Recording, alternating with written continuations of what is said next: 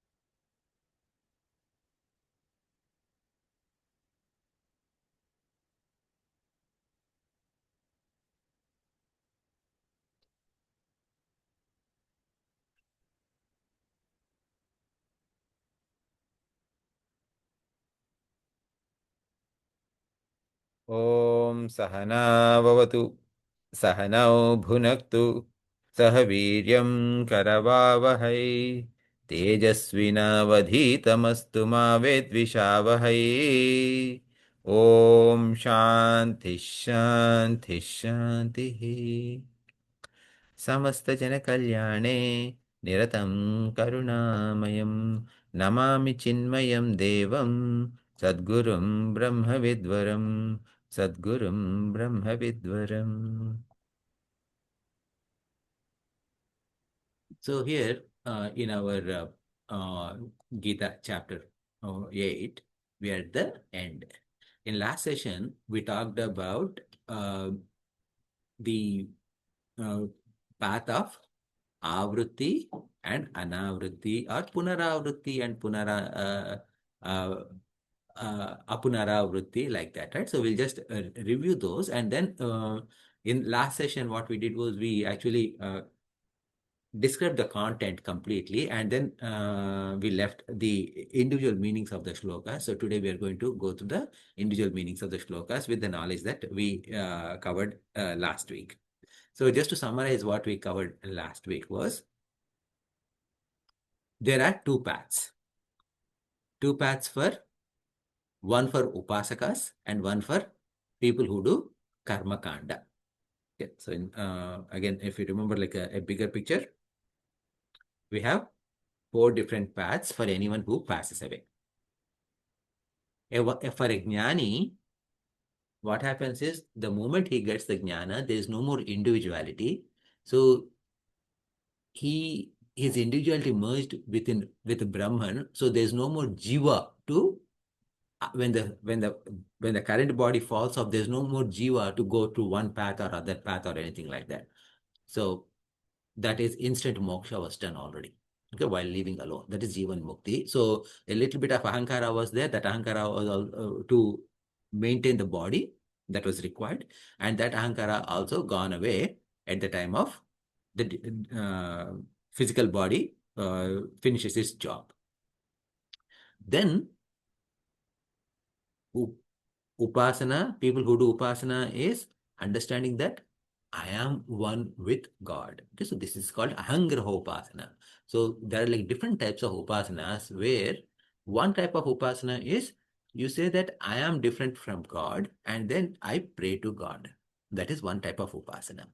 The other type of upasana is understanding that I am one with God. It is just that I don't have that knowledge properly. This is called ahangraha upasana. Then, so these upasakas, they have a separate path. Okay, so this second path that we are going to talk about. And the third path is people who do karma kanda. Karma kanda means like they follow Vedas, rituals, And in Vedic rituals, there are so many things that you can do, and they actually can take someone to a higher abodes or higher realms. So but these higher realms that are open for these karma kandis are limited in nature. Okay, so they can go only so far and they'll have to come back. Because they come back, it is called as avrutti because it is circular. Okay, meaning like what goes up comes down kind of a thing. Okay, so that's called as avrutti, or because they come back again, it is called punaravrutti. And upasakas who go to much higher abode, which is Brahmaloka, they are not likely to come back. So that's called anavritti, meaning it is not coming back. Okay, that is the path. Then the upasaka's path is also called as uttarayana because it is higher. It is north. Uttara means north. So because path of higher direction, whereas dakshinayana, path of lower direction, is the karma kandis path. Now, in addition to these three, see, in all of these three, whether it's a jnani or upasaka or a karma kandi, they're all following the Vedas diligently, right? So one is focused on jnani was focused on jnana kanda, upasaka was focused on upasana kanda, and karmi focused on karma kanda. Now, there are people who don't. There may be good people or bad people, we don't know. But there are a fourth category who don't follow Vedas. So they have a separate path. Okay, so that is outside the scope of chapter 8 that is taught by Bhagavan Sri Krishna. Okay, so depending on time, we'll touch upon this fourth one also later today. So we said there's Avritti Marga and Punaravritti Marga, meaning path of written and path of non-written. When someone passes away, it is said that let us first look at upasakas. When someone passes away, it is said that there is a deity or adhisthana devata which is associated with a particular factor. So the association with that particular factor is time. Or okay, so there are like Kala Abhimani Devatas, meaning these Devatas that are associated with specific time. Okay. So no matter who, okay, when someone passes away, in the path of Uttarayana, which is Anavritti or Apunaravritti or path of no return, Agni Devata is going to take this Jiva to Agni Loka, okay, his domain. From there is a Devata associated with day, aha.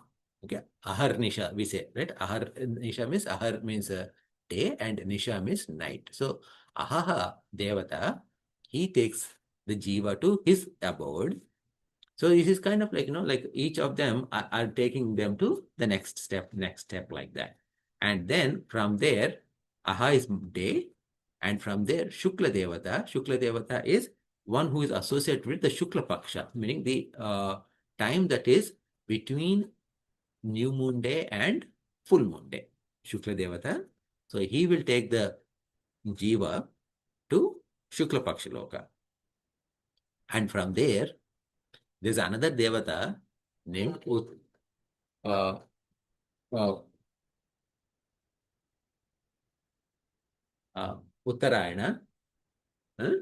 Uttarayana is Devata who is identified with the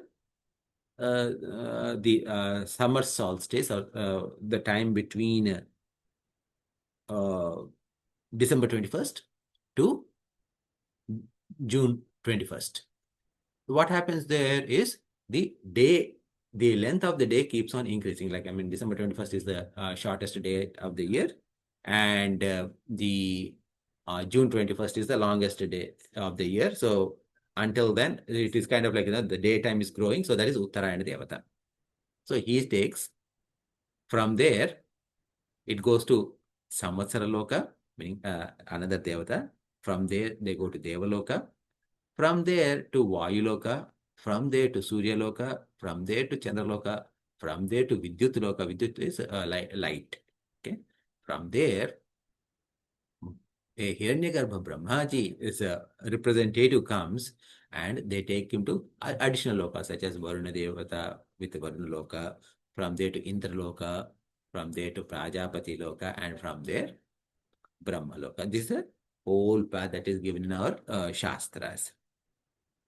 And once you go to Brahma Loka, we studied that they study under Brahmaji, and at the time of Brahmaji's retirement, that is Brahmaji's 100 years are finished, they also study and they all lose their individuality. So there is no more Jivatva and they become one with God.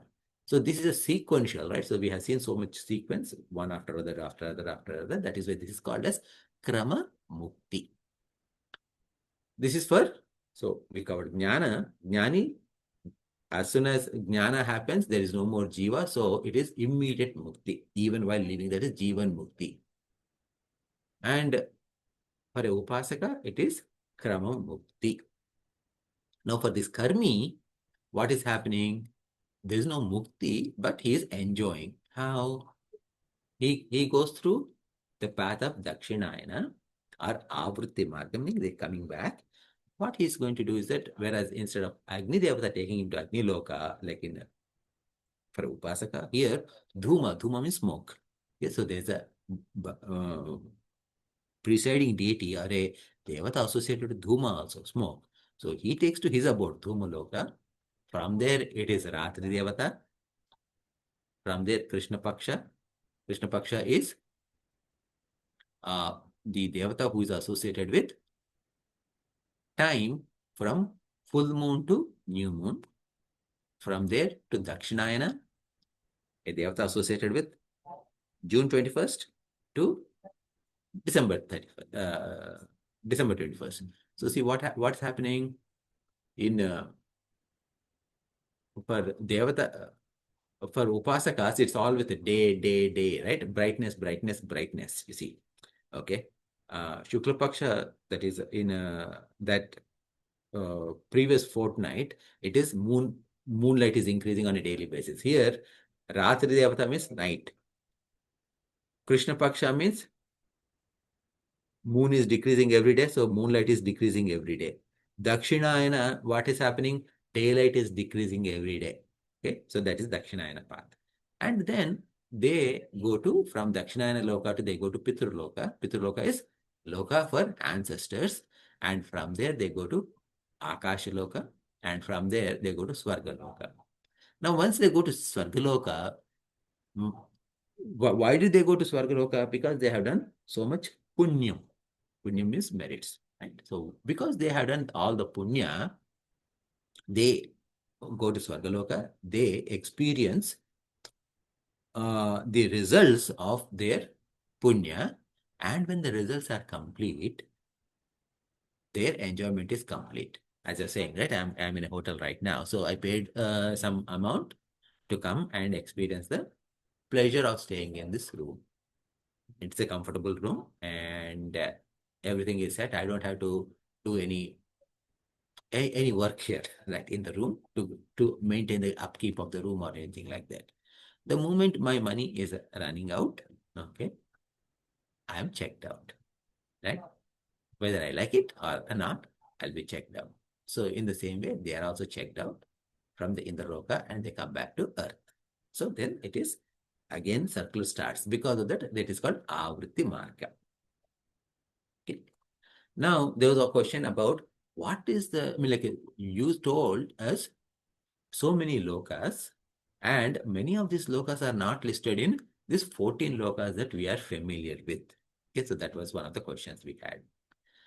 Like where does Yamaloka fit in? Okay, now all of that, right? So because we keep hearing about narakas, etc., all the time. So what our scriptures say is the 14 lokas we talk about in our Brahmanda are representative 14 lokas. Representative 14 lokas means there are so many, but these 14 are well known. Uh, well known for residences, permanent residency. Now, these lokas that we talked about now, like Agni Loka, Ahar Loka, Shukla Loka, there it is like a transit visa. People are coming and people are going. They're not staying there. And as a result, these domains, okay, these planes of existence, being temporal in nature, they are not usually talked about. Now, because when Bhagwan is talking about, see, when we came to chapter 8, how did we come to chapter 8? From chapter 2 to 3 to 4 to 5 to 6 to 7 to 8. What does that mean? That doesn't mean anything. Okay, but what it means is that in chapter 2, a comprehensive Atma Vidya is given. So that means that a seeker understood this knowledge at a very high level. Then what happened in third chapter? Karma Yoga they started practicing Karma Yoga. Once they started practicing Karma Yoga, the negativity in mind is going.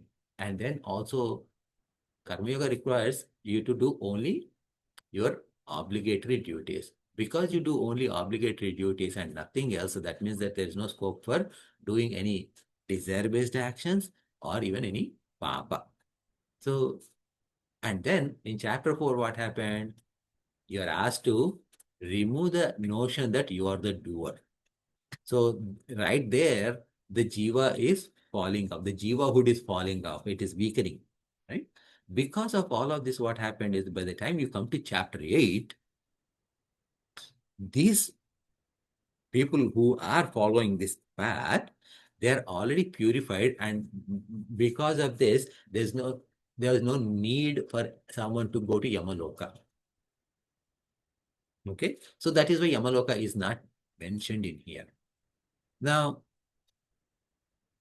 for laymen who, like people like us, who don't really follow any of the scriptures thoroughly, we only follow to whatever extent, best extent possible. And because we follow to whatever extent we can, whenever we can, depending upon our convenience, right, where it is not hurting us. So under these circumstances, we follow all of these scriptures, etc. So then what happens? There are times when we don't follow scripture. So then that means that we follow what we like to do. That means that we do things that we are not supposed to do as well. So we have a different path. So that different path is what is described in Garuda Purana. So that is depending upon the jivas, uh, depending upon the jiva's list of punyas and papas, they may go through Narakaloka. Narakaloka is not one, but it is series of lokas again. Okay. So how many Narakalokas are there? That was described in Garuda Purana as infinite number of Narakalokas are there. Why is it said like infinite number of Narakalokas? Because our desires are infinite in nature. So our bad desires are also infinite in nature. And when we try to accomplish those bad desires through bad means, okay, depending upon the nature of the crime, we need to get a, a punishment. Now, this punishment, the concept of punishment is in the Western philosophy, as in the Abrahamic religions. They have this concept of punishment. For us, we don't really call it as punishment. It is think about like this. Okay. In your home, when you're doing laundry,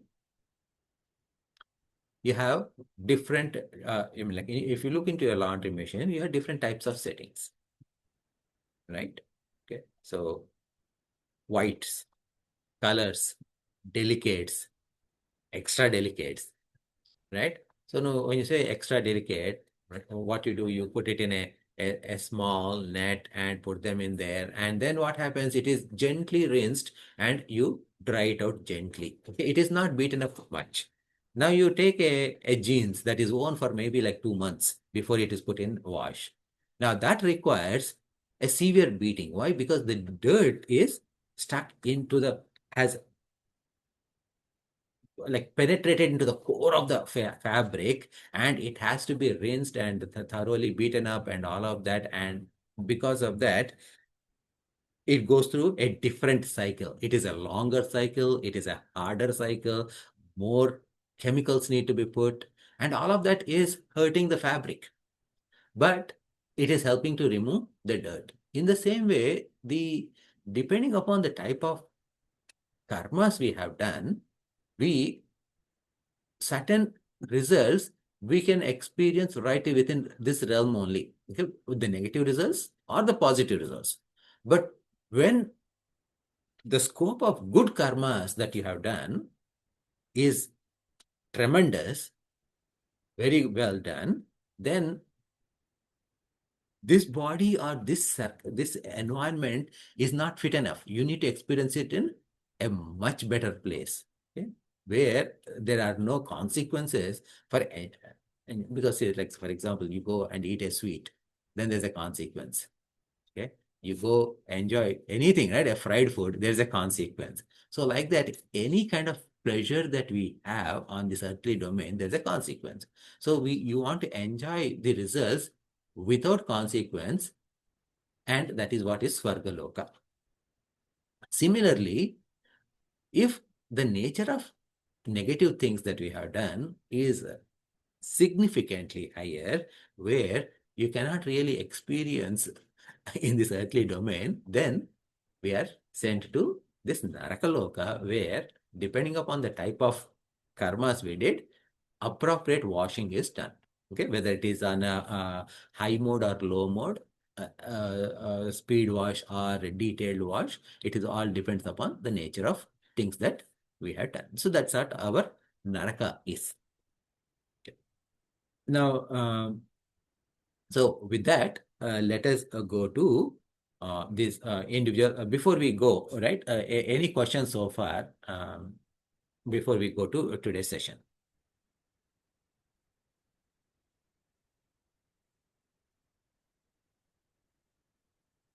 Okay, I take it as yes. No questions. No questions. But a very interesting topic, actually. Really, really interesting. One quick question, perhaps, Venkat. So, knowingly or unknowingly, we will be doing some karmas which are not, let's say, good karmas, right?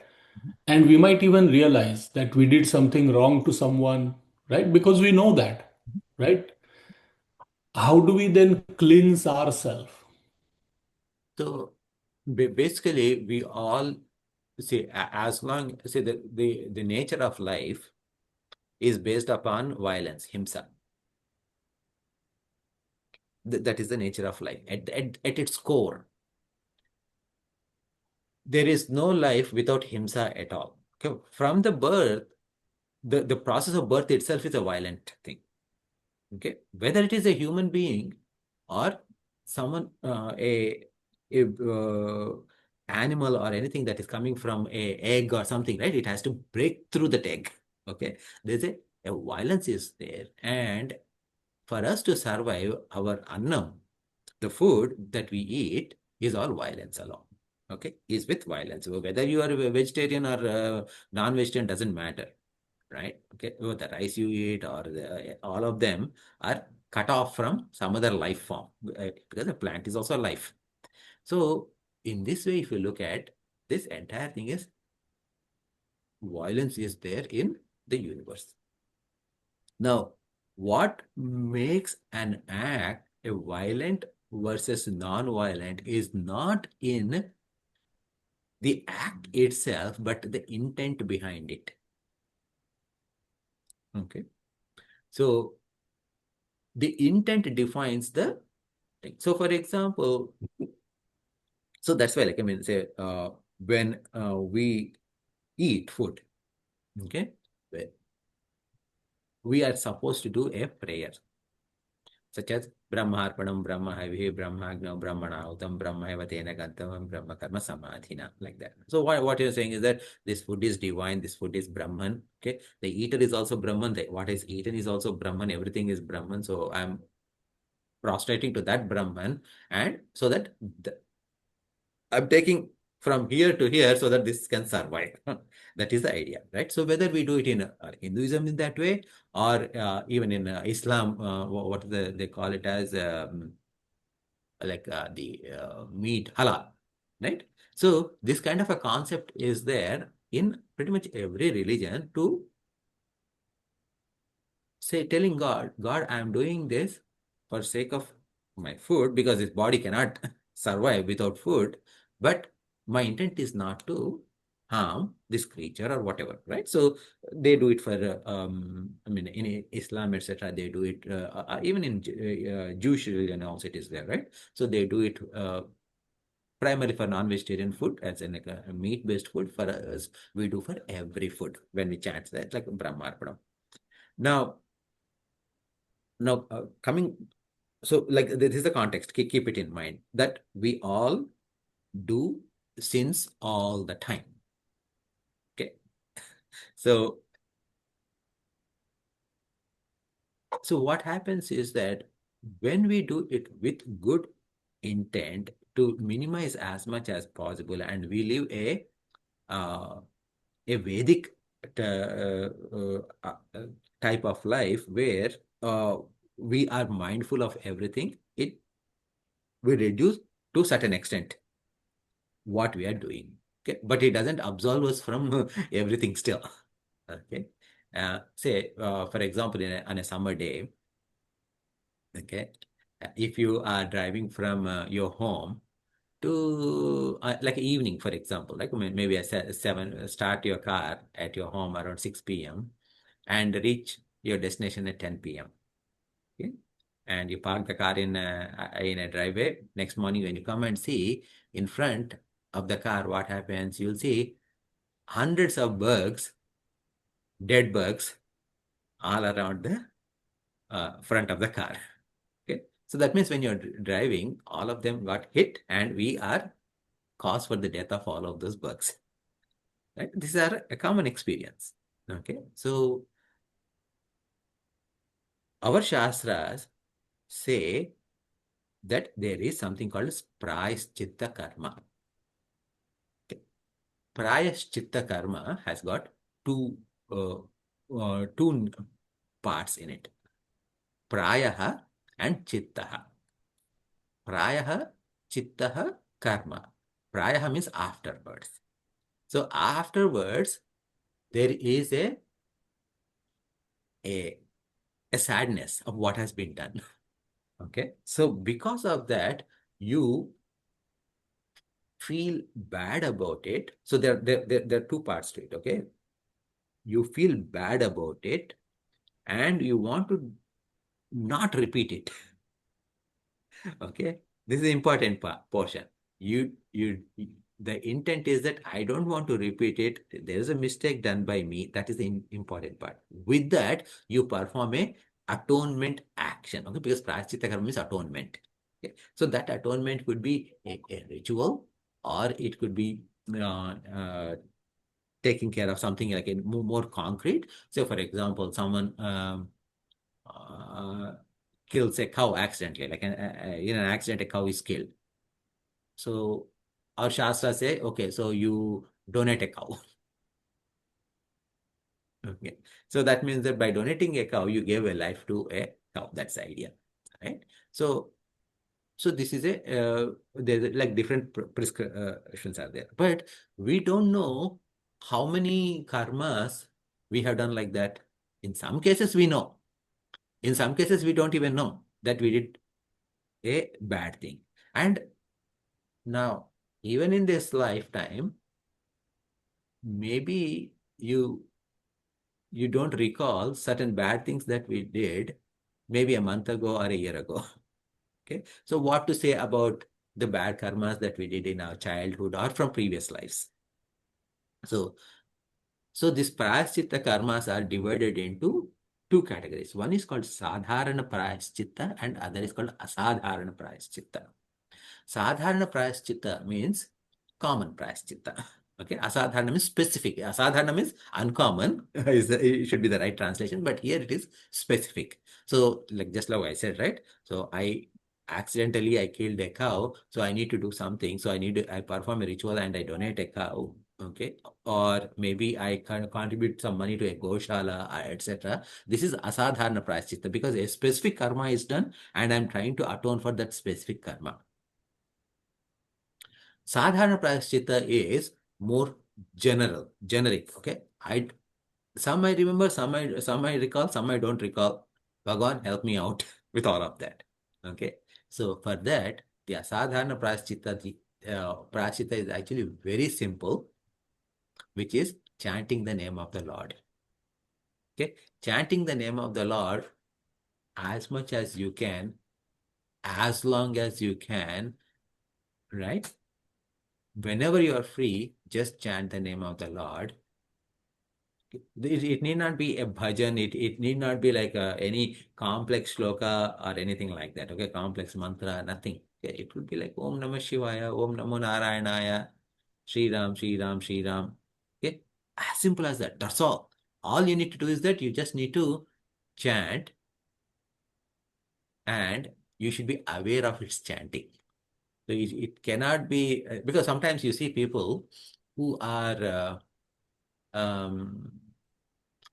chanting, and when they're chanting they won't even speak, but they will actually like do all kind of contortions and like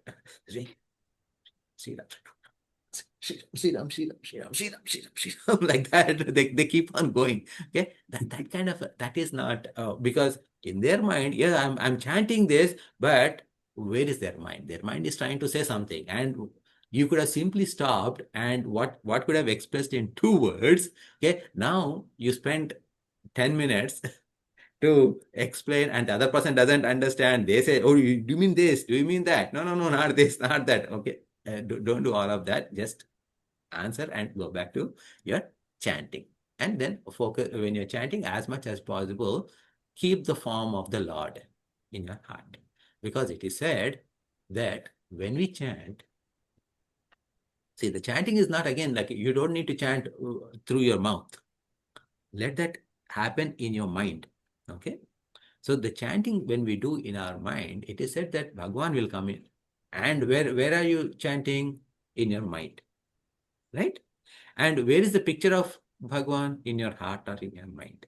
Now, what happens is Bhagwan, it is said that he likes cleanliness. Okay, Bhagwan likes cleanliness. Now, because Bhagwan likes cleanliness, what happened is that when there is a dirt in our heart, it becomes his responsibility to take a jhadu and sweep off all the dirt. And he cleans it out and he sits happily there. And that is going to remove all our papas. Okay. This, unfortunately, the solution is so simple, so nobody believes in it. Okay, because we think that because it is so simple and so easy, no, this is not the thing. Okay, we want to do something, a big yajna or big this, big that. Okay, call 100 people and show off. No, not all of that. This chanting alone in your mind is going to cleanse everything. Does that help? Very much, very much. Thank you so much. Very good explanation. So now let us go to our shlokas. So as I mentioned, today, because you understood all of these shlokas, we are going to just review these shlokas word by word. So that way, like we'll say, it is more like check mark. Yes, I got it, right? So let us start with shloka number 24. Agni Jyotiraham Shluklaha Shanmasa Optarayana Tatra Prayata Gachanti Brahma Vido Janaha. So this Brahma Vido Janaha means the people who knows Brahman. Okay, or who studied about Brahman, what are they doing? Remember the sequence I said? Agni Devata is going to take to their loka. From there to Ahar loka. Ahar loka is daytime. Agni, Jyoti, Ahaha. Okay, Aha is daytime. Loka. And from there, Shukla Devata is going to take to Shukla loka. From there, Shanmasa Uttarayanam. So that is that Uttarayana loka is gone. Now, the other things that I mentioned, remember this, from there you go to Samasar Loka, etc. All of that, Bhagwan, for brevity's sake, he skipped all of that. Okay, but in those days, this knowledge was a little bit more common and more well known. Now, it's it is said that Mahabharata war happened about little over 5,000 years ago, about 5 to 6,000 years ago. So between then and now, because of the change in environment and change in things, we've like most of them are forgotten. So that's why whatever my teacher, so Madhvanandaji taught, I shared that with you. So here he simply says, from there, tatar prayata gachanti brahma brahma vido janaha. So in that way, they go to Brahmaji's sloka. That is verse 24. Verse 25 says, Dhumo Ratristhata Krishna Shanmasa Dakshinayanam. By the way, like we chanted all of these shlokas in the last session, so that's why I am not asking you to chant. Okay, Dhumaha. So this is for what? This is for karma kandis. This shloka is focusing on karma kandis, right? So Dhumaha. Dhumaha means smoke. So that is the deity associated with smoke. He is going to take them to his abode, from there to Ratri. Ratri is night. Tatha, from there. Okay, Tatha is and. Okay. Krishna is not Bhagavan Sri Krishna, but Krishna Paksha, the fortnight of waning moon. Krishna. Then Shanmasa Dakshinayanam. Then the 6 months of the deity associated with Dakshinayanam. Tatra, from there, Chandramasam, Jyotir Yogi, Prapya Nivartate. So Chandramasam here refers to moonlight, but this moonlight is referring to, when Chandramasam in our scriptures, it also refers to Indraloka. So he goes to Indraloka. So that's the final destination. That's the max he can go to. That is Swargaloka. And Jyoti, within that light, Jyoti, Yogi, Prapya, Nivartate. But they are going to return. That's what it is. So Nivarta means coming back. Okay. So whereas there, in the previous shloka, there is no coming back. Okay. So there it is said, Gachanti. Gachanti means they are gone, but no coming back. So that's how these two are different. Then can I ask you a question? you should go ahead. So this going from one plane to another, right? Like for example, karma yogis go through this and come back, right? What is the timeline we are looking into? Human timeline? Is it 100 years in our means, or what is that looks like? So the transition from one plane to other plane is somewhat fixed. Okay.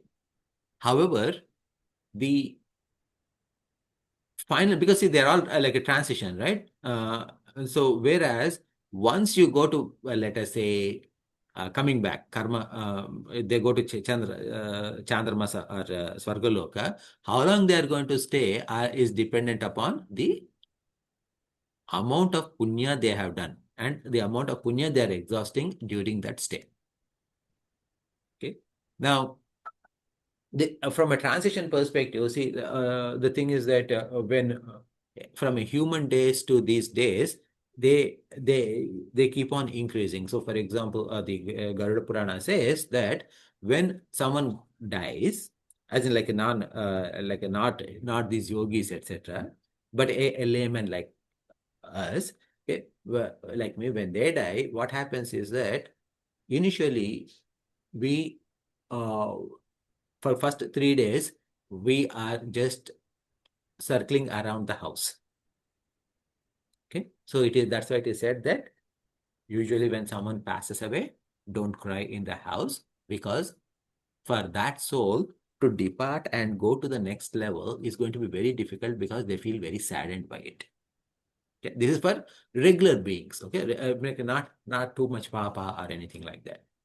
From there, they so what you do is that in our shastras we feed birds, especially we say that the crows are a representation of our ancestors. So whatever crows eat, it goes to the departed soul. So that I mean the departed, I mean A simpler way to say, which is not correct though, but somewhat simpler, simplified way to say is, the departed comes in the form of crow and eats. Okay, but that is not the case, because the departed is still having his jiva hood intact, and they are staying, and whatever crow eats, his tummy fills.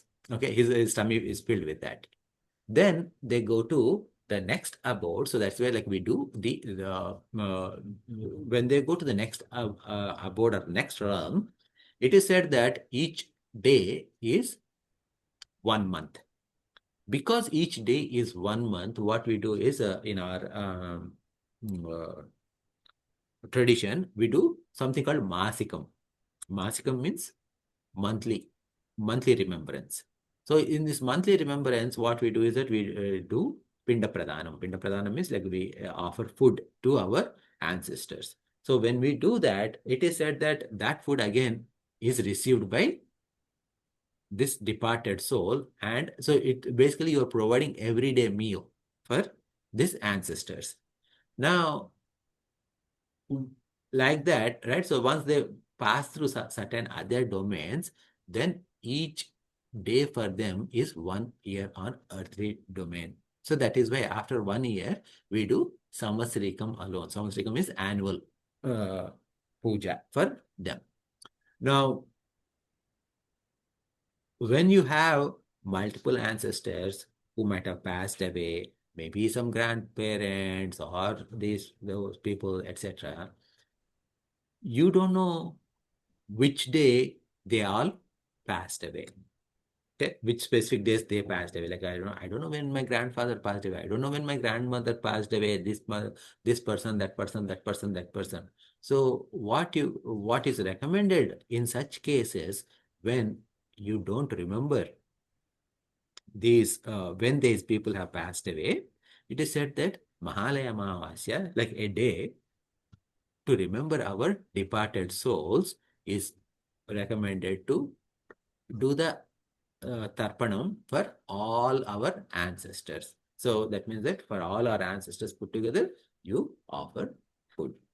Now, similarly for Masikam also, what happened is that so think about in our olden tradition, as in, like, like, maybe, like, if you go back 100 years ago or 200 years ago,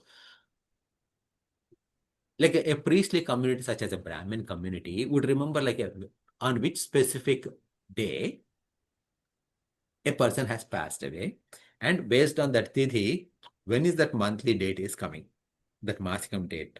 So they would do on those 11 masikams are actually, like, between the first day, between the day of death to first anniversary, the even though there are only 12 months, you actually perform about 16 different masikams.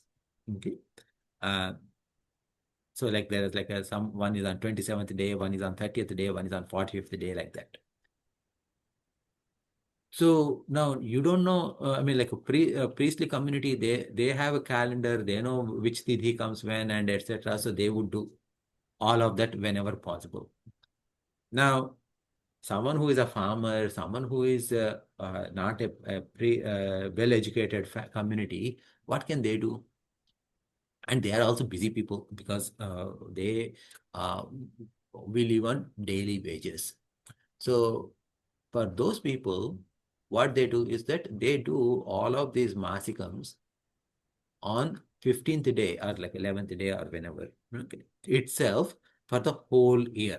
Okay, so that there's a something called as swapaka. Swapaka means you you're basically giving the food to the departed soul, saying that, okay, I'm going to give you raw ingredients. Okay, you cook and you eat. Okay, so what they do is that they put about 12 different what do you call them? Plates. Okay, I mean, like, not plates, but patras. Okay, I mean, because, in our olden tradition, either we used to eat in either in banana leaf or some other special leaves called vistari, right? So they put those, and in those they put or different types of vegetables, some leafy vegetables, some root vegetables, etc., right? And some rice, etc., and then rice, some dals, etc., like whatever key ingredients for cooking, right? All of those are put, and then all of them are offered to a Brahmin person. So that way, like they'll take home and they'll eat it on the same day or the next couple of days. But this is like giving for enough food for the departed soul for the whole first 1 year. Okay, so think about like as in like you pack your the tiffin box and send, okay, so this is your snack, this is your like top box is your snack, second box is your lunch, third box is your so that kind of a model is there. Okay, so does that answer all your questions or Yeah, any? thank you, Venkat. Yeah, yes. Venkat, on the same line. So when will a normal person, if he or she dies, reincarnate back into this world? So does it mean it takes a little while before the person is reborn, Venkat? So the answer is a HR answer. Okay. What is the answer that human resources people give you no matter what question you ask? Or based on your performance? No, the answer is it depends. It depends. Okay. So what do you mean by it depends? Okay. So the thing is that every jiva, when they are not taking any birth, they experience some level of sukha. Okay. So the more purer the jiva is, the more sukha they will get. So there will be like a little extra gap between two births. And I mean, this is told to me by one, again, Swami Shardananda ji, and I'm repeating based on my memory. So I don't have those notes in front of me right now. But what happens is that when see that when does a person has to take rebirth is based upon what, remember, like we have karmas, sanchita karma. Remember what is the sanchita karma? All of you know, right? Okay, so the bag of all papas and all punyas that we have done so far across all our lives, which are yet to exhaust, is called a sanchita karma. So now think about sanchita karma is a huge bag. From there, you take a small portion out and we say that, okay, this is what you are going to experience in this lifetime. That is called as prarabdha karma. The moment this little thing exhausted, the body will fall away. Right? Now, as part of this living this life with this particular prarabdha karma, what happened is that this sanchita karma is filled with more and more karma phalas.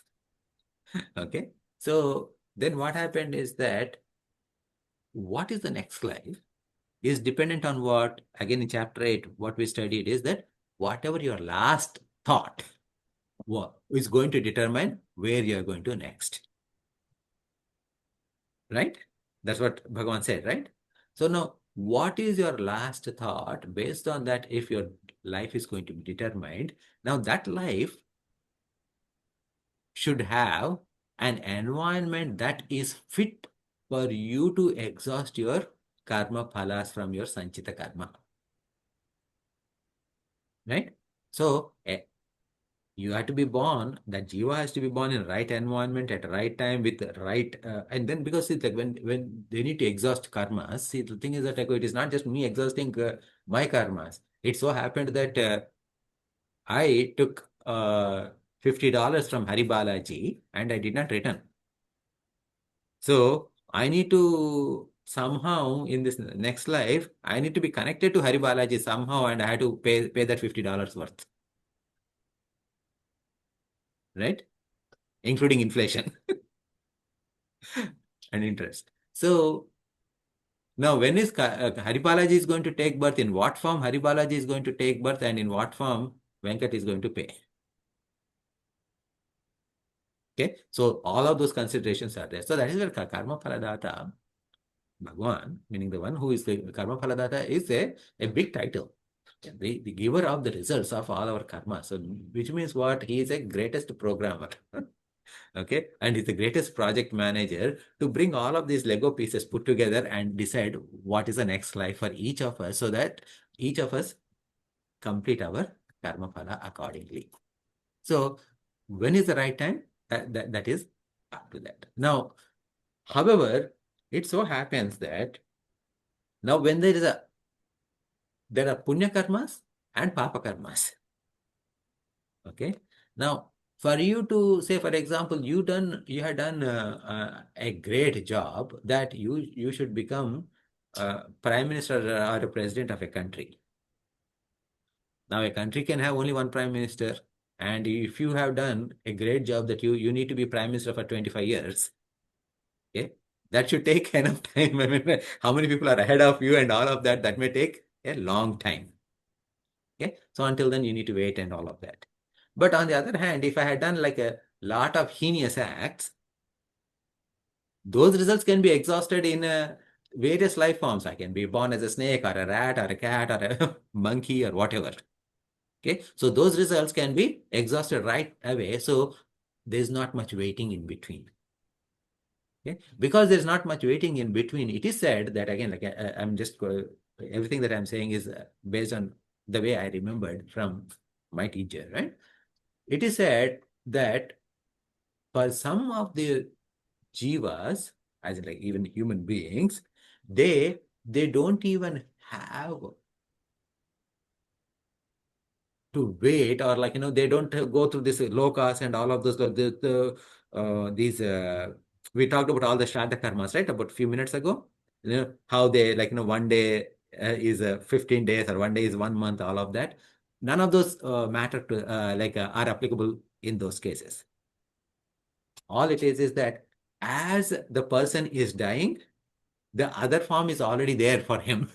He is just moving from one death to one birth. Okay? And not even like, going and sleeping in that womb for a while. No, no, no. He is going to be born immediately. Okay. It is said that, I mean, like the specific example I recall was, he said, sometimes people are on the deathbed and they'll be saying, "Hey, what is the dog? What is the dog coming? What is the dog doing here?" And there's nobody sees any dog, and this guy dies. So that means what? He's going to take a birth as a dog. And that form of the dog is already ready for him. It is just uh, this soul is transplanted into that dog's body, as in the baby dog's body or whatever, and the dog is born immediately and ready to exhaust the negative karma phala. So the answer is, the more heinous crimes we have committed, etc., right? It is much more easier for karma phaladata to give a body right away to exhaust that. Because if they think about, right, on this earth, there is 8 billion population, human beings. What about mosquito population? That there may be 8 billion in one Amazon forest itself. Right? So that's a lot more easy to create, right? I mean, how many ants are there? How many? So like that, if you look at like the lower life forms are like, much more huger in number, and they are much more transient in nature. So that's how it goes. Okay. And also, it also aligns with the fact that when the jiva between two births, when the jiva is resting, it is considered as sukha. And that sukha is not given to the person of lower nature. Okay. Thank you, Venkat. So I was hoping to finish this chapter today, but it took a lot more time. Next week, we'll finish the shlokas. Okay. Any other questions before we close? Just one quick one, Venkata. So recently, like, my mother passed away, right? Oh, hold on one second. Yeah. Hold that thought. Let us conclude the Yeah.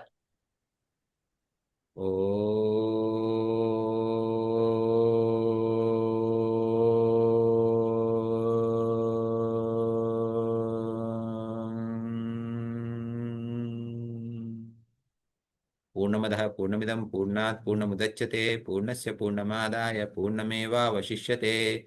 ॐ शान्तिः शान्तिः शान्तिः। हरिः ओम् श्रीगुरुभ्यो नमः। हरिः ओम्।